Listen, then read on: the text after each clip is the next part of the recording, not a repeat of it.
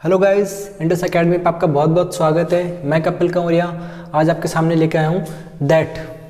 ये जो that word है ना, ये किसी भी सेंटेंस के अंदर जनरली आता रहता है, और किसी भी सेंटेंस के अंदर जब भी दैट वर्ड आता है तब उसका फंक्शन क्या रहता है, उसका पार्ट्स ऑफ स्पीच क्या रहता है, वो क्लियर करने के लिए आज अपनी वीडियो लेकर आए हैं। किसी सेंटेंस के अंदर दैट वर्ड काम करता है एक कंजंक्शन की तरह, किसी में एक प्रोनाउन की तरह, किसी में एडजेक्टिव की तरह, किसी में रिलेटिव प्रोनाउन की तरह। तो हम कैसे आइडेंटिफाई करें कि कहाँ पे किस पार्ट्स ऑफ स्पीच की तरह एक्ट कर रहा है। अगर दैट वर्ड दो क्लॉज को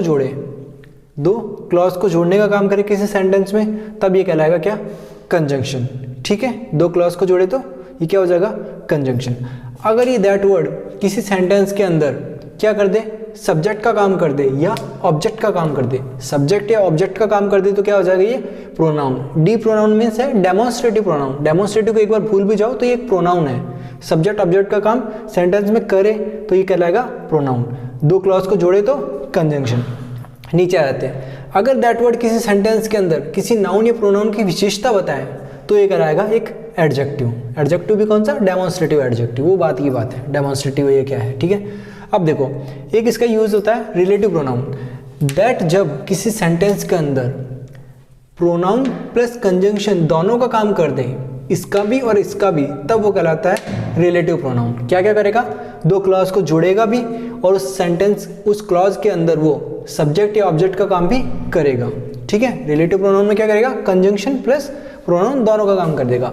इन दोनों का मिक्सचर हो जाएगा ना, तब आ जाएगा वो रिलेटिव प्रोनाउन के बराबर। ठीक है, मैं 4 सेंटेंस लेता हूँ, उससे आप इन चारों के यूज क्लियर करता हूँ आपके। देखो एग्जाम्पल नंबर फर्स्ट मैंने लिया है, मैं लिखता हूँ, मैंने लिखा that is my car. That is my car, ये मेरी कार है। ठीक है, इस सेंटेंस के अंदर देखिए ये एक आ चुकी है वर्ब। कोई भी सेंटेंस बिना वर्ब के फ्रेम नहीं किया जा सकता। ठीक है, कोई भी सेंटेंस बिना वर्ब के फ्रेम नहीं किया जाता, और कोई भी वर्ब ऐसी नहीं होती जिसका सब्जेक्ट ना हो। एक सिचुएशन होती है ओनली इम्पेरेटिव सेंटेंसेस, उसके अंदर सेंटेंस वर्ब से स्टार्ट होता है, उसका सब्जेक्ट सेंटेंस में नहीं लिखने पे भी वो चलता है, क्योंकि उसका अंडरस्टूड सब्जेक्ट ऑलवेज यू होता है। ठीक है, उस चीज़ को छोड़ दो, उसके अलावा कोई भी सेंटेंस वर्ब के बिना फ्रेम नहीं हो सकता, और हर वर्ब को एक सब्जेक्ट चाहिए। अगर ये सेंटेंस के अंदर सब्जेक्ट का काम कर रहा है तो ये क्या कहलाएगा? सब्जेक्ट का काम कौन करेगा? प्रोनाउन। सब्जेक्ट प्लस ऑब्जेक्ट, ये कौन करेगा? प्रोनाउन। तो यहाँ पे एक कौन सा पार्ट्स ऑफ स्पीच कहलाएगा? यहाँ पे ये कहलाएगा एक प्रोनाउन। कौन सा? प्रोनाउन। वो कार मेरी है। ठीक है, ये वर्ब हो गई। ठीक है, ये कार हो गई एक नाउन जिसको विशेषता बता रहा है माय, एक एडजेक्टिव है। कैसा एडजेक्टिव है? पॉजेसिव एडजेक्टिव है। ज़्यादा चीज़ें मैं ऐसे ही लिख रहा हूँ। ठीक है, आपको केवल दैट के ऊपर ध्यान देना है। एक और एग्जाम्पल में लिखता हूँ, एग्जाम्पल नंबर 2 मैंने लिखा दैट कार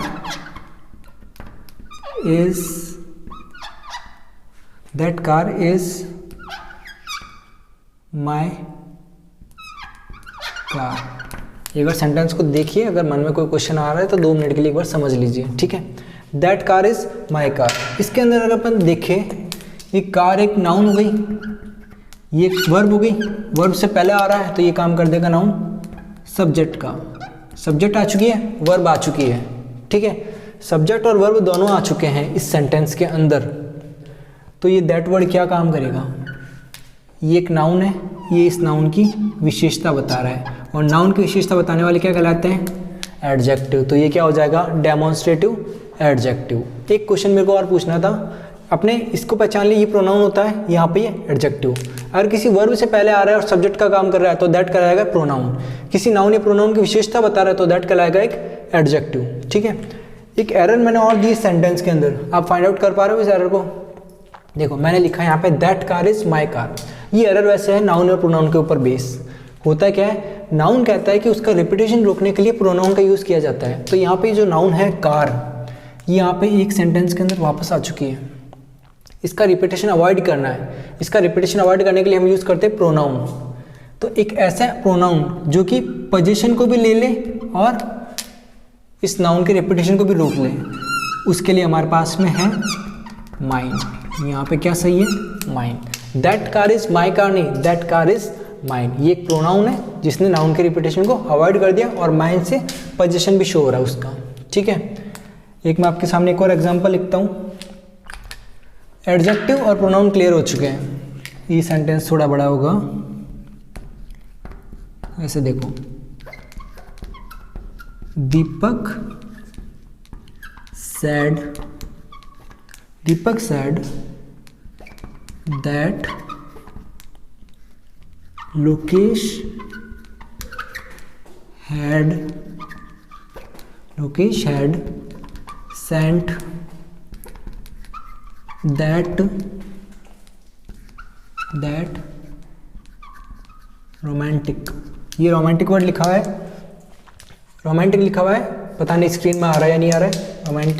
रोमांटिक लेटर। ठीक है, यहाँ पे लास्ट में रोमांटिक लेटर लिखा हुआ है।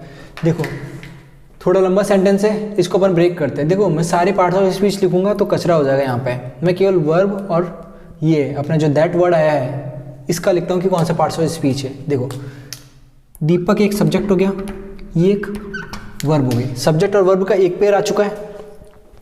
लोकेश अगेन एक सब्जेक्ट हो गया, हैड सेंट अगेन एक वर्ब हो गई। ये S2 लिख दूँ, इसको मैं V2 लिख दूँ, इसको S1, इसको V1। सब्जेक्ट और वर्ब के दो पेयर हो गए। अपन को क्या चाहिए, कंजंक्शन की रिक्वायरमेंट है। देखो यहाँ पे एक दैट और आया है। अब मुझे आप बता सकते हो कि ये दैट कंजंक्शन है या फिर ये दैट कंजंक्शन है। ये एक लेटर एक नाउन है, इस नाउन की विशेषता बताने वाला ये रोमांटिक वर्ड एक एडजेक्टिव है। सारे लिखने में आ गए, कुछ बचा ही नहीं। देखो ये रोमांटिक वर्ड हो गया एक एडजेक्टिव। ये दैट वर्ड जो है ये यहाँ पे क्या काम कर रहा है, इसको और क्वालिफाई कर रहा है इसी नाउन को। कौन से लेटर्स, वो रोमांटिक लेटर्स। ये भी क्या काम कर रहा है, एक एडजेक्टिव का। कौन सा एडजेक्टिव, डेमोन्स्ट्रेटिव, दर्शा रहा है कि वो रोमांटिक लेटर्स लोकेश ने सेंड किए हैं। दीपक ने कहा कि वो रोमांटिक लेटर्स लोकेश ने सेंड किए। ठीक है, अब यहाँ पे देखो इस सेंटेंस के अंदर ये जो दैट वर्ड है ये किसी वर्ब का सब्जेक्ट बन रहा है क्या। अगर ये किसी वर्ब का सब्जेक्ट बनता तो अपन कह देते प्रोनाउन। यहाँ पे एक सब्जेक्ट वर्ब, इस वर्ब को भी सब्जेक्ट मिल चुका है, इस वर्ब को भी सब्जेक्ट मिल चुका है, तो सब्जेक्ट की जरूरत और है ही नहीं। चलो प्रोनाउन कैंसिल। अगर ये एडजेक्टिव होता तो किसी नाउन या प्रोनाउन की विशेषता बताता, जैसे यहाँ पे इसने बताई थी इस लेटर्स की कि वो लेटर्स, ये तो नहीं बता रहे किसी की। चलो एडजेक्टिव भी नहीं है, प्रोनाउन भी नहीं है। अब देख लेते हैं कंजंक्शन है या रिलेटिव प्रोनाउन है। अगर रिलेटिव प्रोनाउन होता तो ये दो क्लॉज को जोड़ने के साथ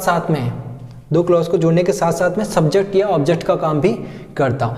इस सेंटेंस के अंदर ना सब्जेक्ट की जरूरत है और ना ऑब्जेक्ट की, तो ये केवल और केवल दो क्लॉज को जोड़ रहा है, सब्जेक्ट और वर्ब के दो पेयर्स को जोड़ने का काम कर रहा है। ये कहलाएगा यहाँ पे सिंपल कंजंक्शन। जब ये सिंपल कंजंक्शन होता है तब इसका मीनिंग होता है की। इसका मीनिंग होता है कि दीपक ने कहा कि Lokesh had sent that romantic letter. ठीक है, एक और एग्जांपल लेते हैं।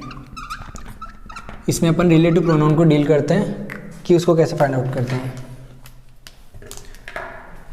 देखिए, वी सॉ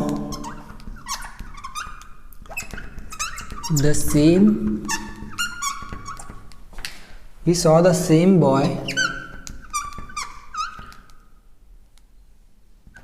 that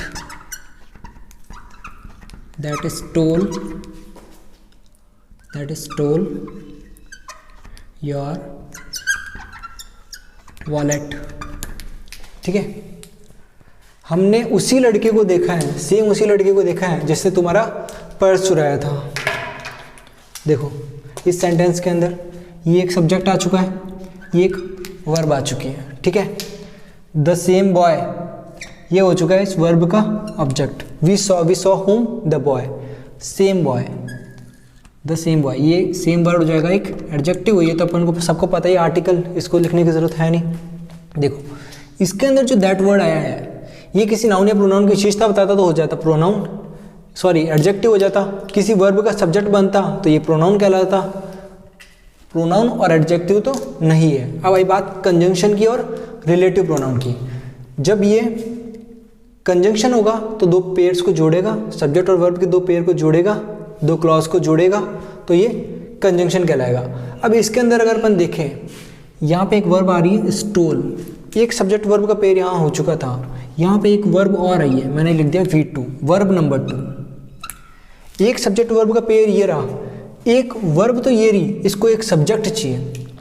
अगर इसको सब्जेक्ट चाहिए तो अगर मैं इसको ओनली सब्जेक्ट बना दूँ, ओनली सब्जेक्ट मतलब अगर मैं इसको प्रोनाउन बना दूँ तो क्या सेंटेंस सही हो जाएगा क्या? इस वर्ब को सब्जेक्ट तो मिल जाएगा, ये दैट बन जाएगा प्रोनाउन और उसको सब्जेक्ट तो मिल गया, बट इन दोनों क्लॉज को जोड़ने के लिए एक कंजंक्शन की रिक्वायरमेंट थी, वो फुलफिल हो रही क्या?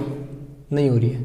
दैट मीन्स अपन को एक ऐसा दैट चाहिए, ऐसा दैट चाहिए जो कि प्रोनाउन प्लस कंजंक्शन दोनों का काम कर दे। वो काम करता है रिलेटिव प्रोनाउन।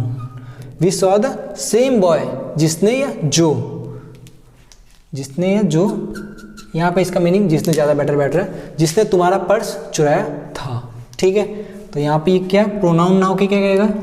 Relative pronoun. और रिलेटिव प्रोनाउन का काम क्या होता है? कंजंक्शन का काम भी कर दिया, दोनों को जोड़ दिया और इसने इस वर्ब का सब्जेक्ट भी बन गया। ठीक है, आज अपन ने देखा कि दैट वर्ड जो होता है, कब तो ये प्रोनाउन होता है, कब ये एडजेक्टिव होता है, कब ये कंजंक्शन होता है, कब ये रिलेटिव प्रोनाउन होता है। जब ये रिलेटिव प्रोनाउन होते हैं ना, तब इसके बहुत सारे यूजेस होते हैं। जब अपन प्रोनाउन चैप्टर पढ़ते हैं तब अपन देखने को मिलते हैं। इस सेंटेंस के अंदर अगर किसी के माइंड में ये भी आ रहा है कि we saw the same boy who stole your wallet, who stole your wallet, क्योंकि यहाँ पे एनिमेट नाउन है तो इसके लिए यहाँ पे हु आना चाहिए, नहीं, यहाँ पे आया है द सेम। इस द सेम की वजह से, इस द सेम की वजह से यहाँ पे दैट आता है। वो जब अपन प्रोनाउन पढ़ेंगे तब डिटेल में उसको डिस्कस करेंगे कभी। ठीक है, आज के लिए इस वीडियो में इतना ही, और एक रिक्वेस्ट थी आपसे, वीडियो को लाइक कीजिए, शेयर कीजिए। Thank you.